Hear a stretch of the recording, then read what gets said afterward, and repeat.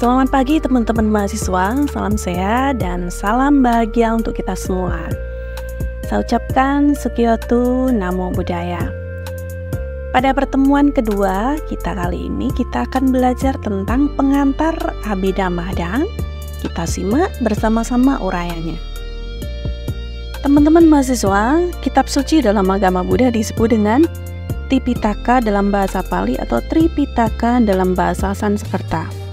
Ti atau tri artinya tiga dan pitaka adalah keranjang atau bisa diartikan sebagai pengelompokan seperti itu. Kemudian tiga pitaka itu apa saja? Yang pertama adalah Vinaya Pitaka, Sutta Pitaka, dan Abhidhamma Pitaka. Dan di kelas ini kita nanti akan membahas tentang Abhidhamma Pitaka. Namun sebelumnya kita akan mengurai sedikit atau mengulas sedikit tentang yang pertama adalah Vinaya Pitaka. Vinaya Pitaka terdiri atau berisi tentang disiplin atau peraturan bagi para biku dan bikuni yang terdiri dari 21.000 kelompok dhamma atau pokok dhamma yang dibagi dalam 3 kitab. Yang pertama adalah Sutta Vibhanga, yang kedua adalah Khandaka, dan Khandaka ini berisi tentang Mahawaga dan Culawaga, dan yang ketiga adalah Pariwara. Berikutnya adalah Sutta Pitaka. Sutta Pitaka berisi tentang khotbah-khotbah dari Sang Buddha yang terdiri atas atau berisi 21 kelompok dhamma atau Dhammakanda yang dibagi menjadi 5 kitab lagi, yaitu yang pertama adalah Digha Nikaya, yang kedua adalah Majjhima Nikaya, yang ketiga adalah Anuttara Nikaya, 4 Samyutta Nikaya, dan yang kelima adalah Khuddaka Nikaya. Kitab ketiga dari Tripitaka yaitu Abhidhamma Pitaka. Abhidhamma Pitaka berisi atau menguraikan tentang filsafat, metafisika, dan ilmu jiwa dalam Buddhism. Terdiri dari 42 Dhammakanda atau pokok dhamma.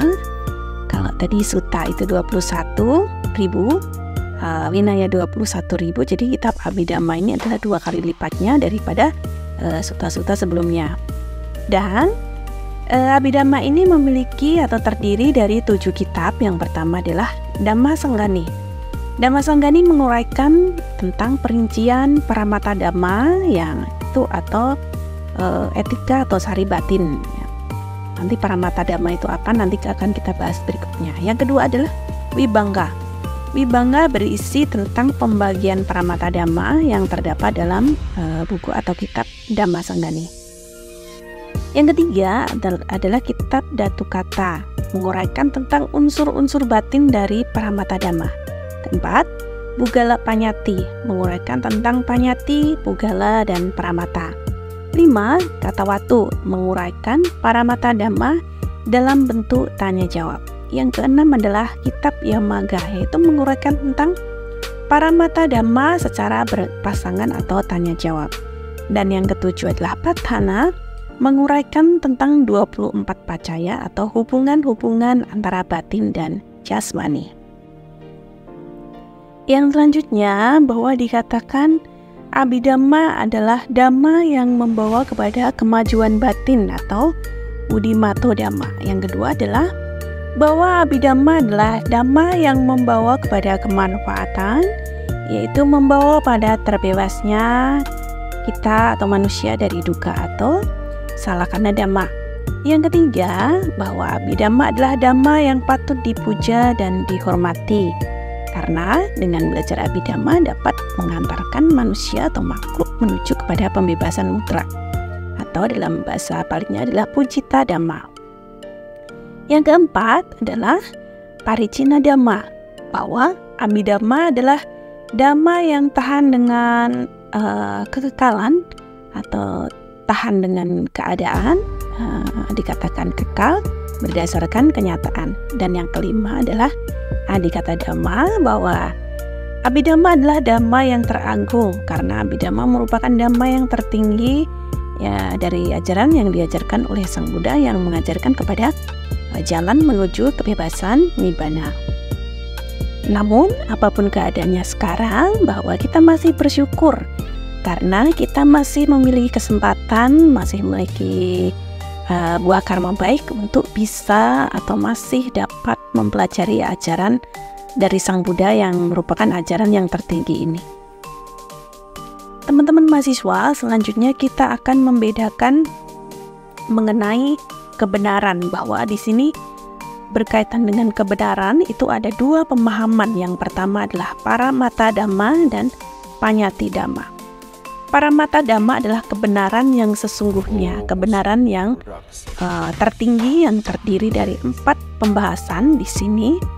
Yang pertama adalah cita atau kesadaran, 2 cetasika atau bentuk-bentuk batin, rupa, materi, dan jasmani, dan yang keempat adalah nibbana. Jadi Paramata Dhamma ini bisa diartikan bahwa kebenaran yang benar-benar ada secara alami, secara ilmiah. Kemudian yang kedua adalah Panyati Dhamma, yaitu kebenaran atau suatu kebenaran yang bukan ada dengan sendirinya selami, tetapi adanya sesuatu itu ada karena suatu kesepakatan manusia. Jadi di sini Panyati Dhamma itu merupakan atau bersifat konvensional, yaitu kesepakatan manusia.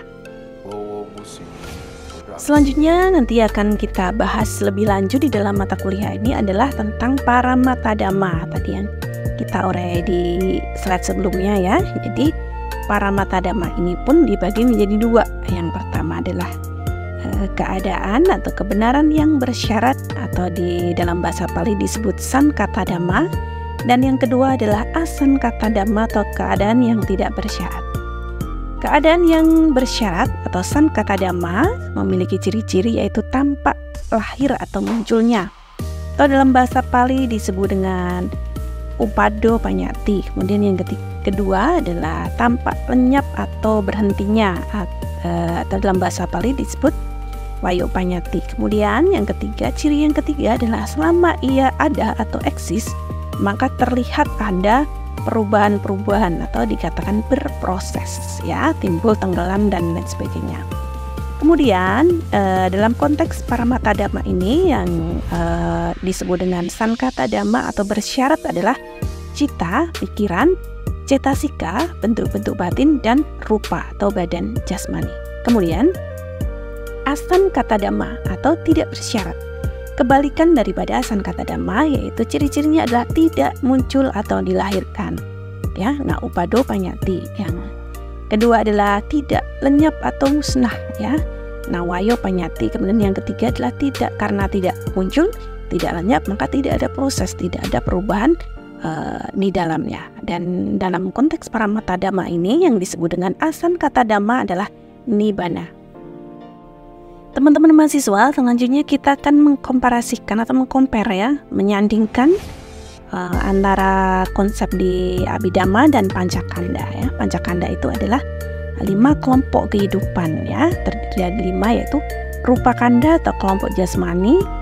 Yang di dalam Abhidhamma yang dimaksud dengan rupa kanda itu adalah analisis mengenai rupa 28, sebanyak 28 unsur rupa yang membentuk badan jasmani kita. Kemudian yang kedua adalah Vedana Kanda, yang mana Vedana Kanda ini kalau di Abhidhamma itu adalah Vedana Cetasika 1. Yang ketiga adalah Sanya Kanda, yang mana di Abhidhamma ini dibahas dalam Sanya Cetasika 1. Kemudian yang keempat adalah Sankara Kanda, yang di dalam Abhidhamma itu adalah berada pada cetasika 50, yaitu tidak termasuk Vedana Cetasika dan Sanya Cetasika. Kemudian yang kelima adalah Vijnana Kanda, yang dimana pembahasan di dalam Abhidhamma diuraikan dalam Cita 89 atau 121.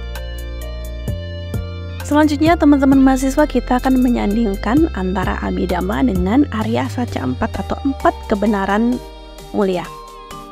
Yang pertama tentang duka Arya Saca, sebab-sebab duka di dalam Abhidhamma diuraikan di dalam Lokya Cita 81, Cetasika 51 tidak termasuk loba cetasika, dan rupa 28. Kemudian yang kedua, duka samudaya Arya Saca dalam Abhidhamma adalah uraian mengenai loba cetasika. Kemudian yang ketiga, duka niroda Arya Saca di dalam Abhidhamma adalah uraian mengenai nibbana.